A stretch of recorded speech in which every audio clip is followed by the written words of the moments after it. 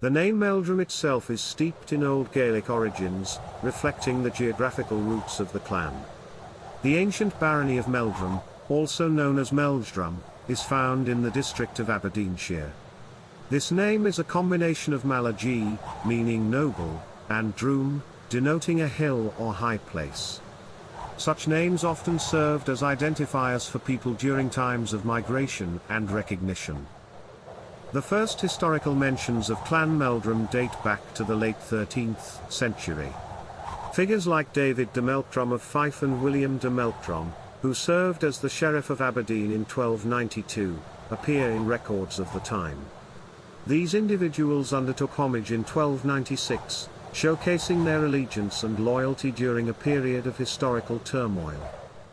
As the pages of history turned, Clan Meldrum left an indelible mark on various aspects of Scottish life. Notably, Philip de Meldrum witnessed the gift of the barony of Dalkeith to William de Douglas in 1341, illustrating the clan's involvement in significant events.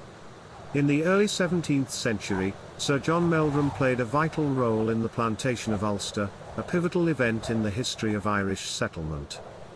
Clan Meldrum, like many other Scottish clans, faced its share of challenges.